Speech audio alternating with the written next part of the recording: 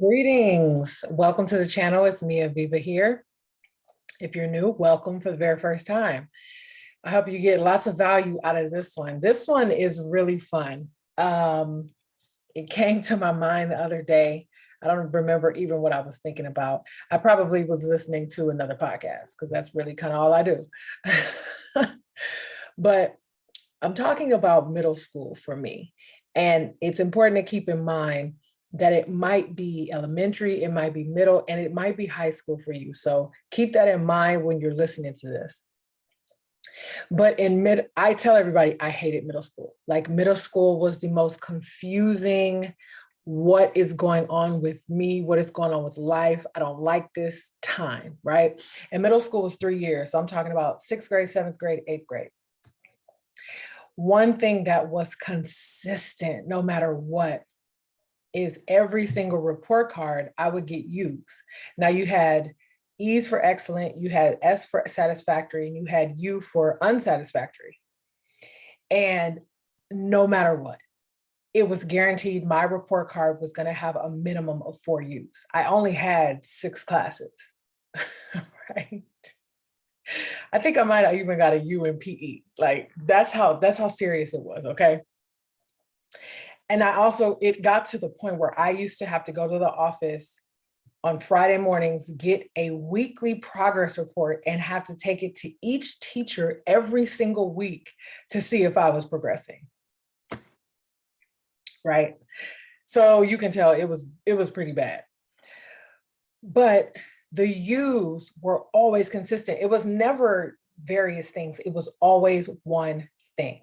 And that one thing was talks too much.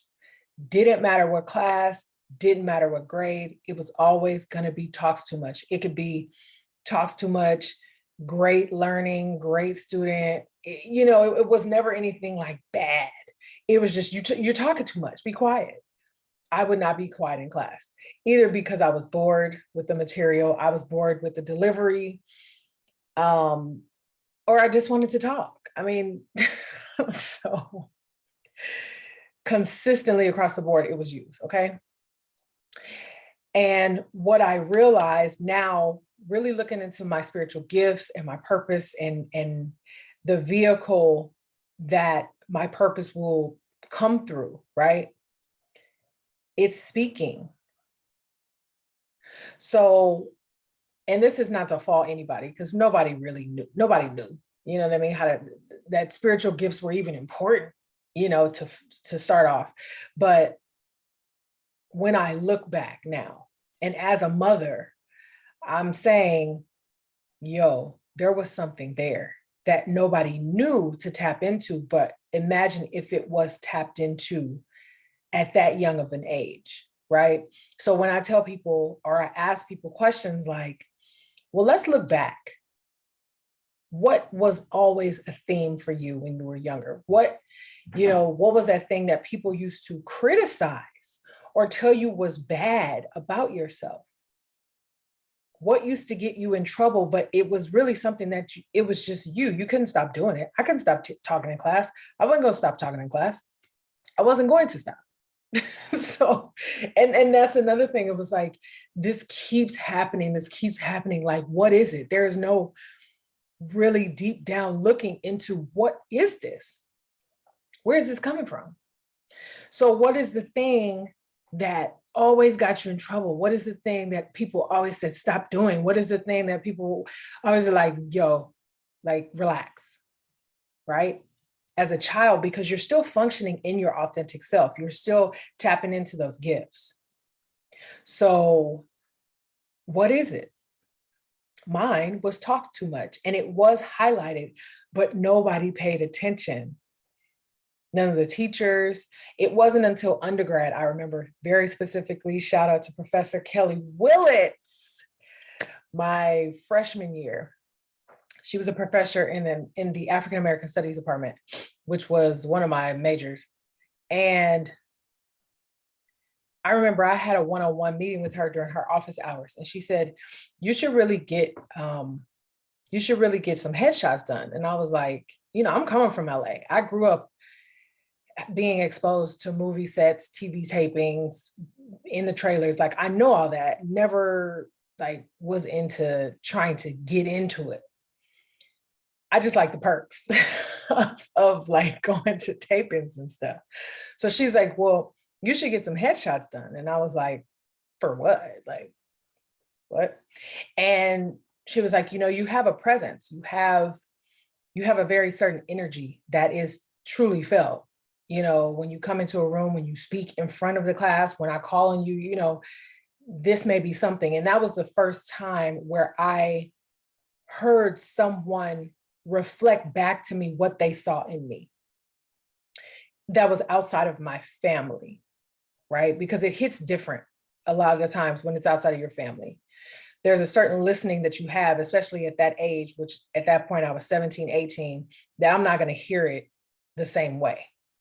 I certainly wasn't highlighted at 12, 13, 14, which is when I was in 6th, 7th, 8th grade.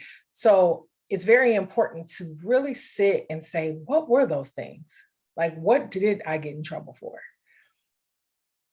Because that's a good place to start when you're trying to figure out, what are the gifts? What do I need to tap into? Because often your gifts are your pathway to your purpose.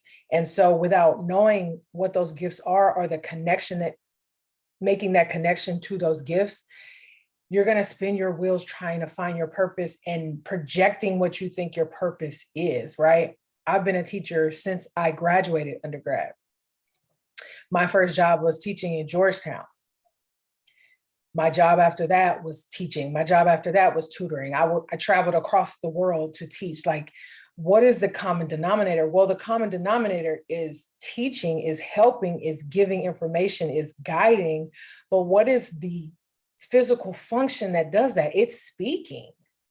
I've always been in a position where I am at the front speaking.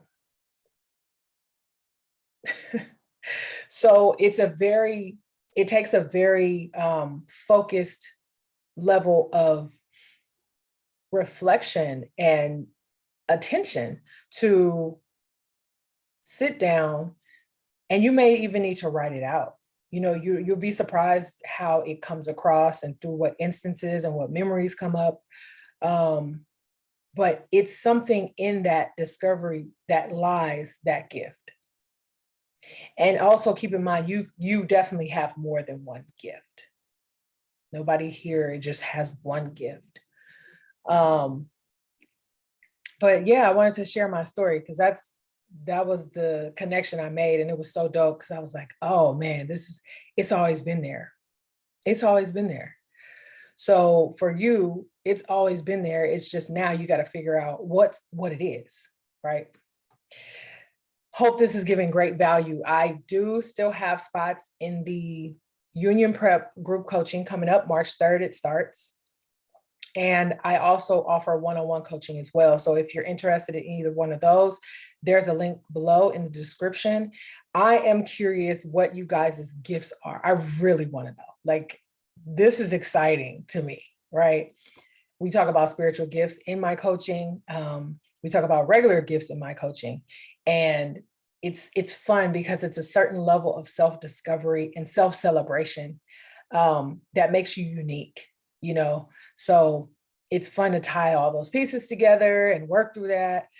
But let me know, just drop a comment and share this with somebody who else you realize like you see something in them, but maybe this will help them to do the work to really navigate within themselves. So I'll see you guys in the next one. Bye.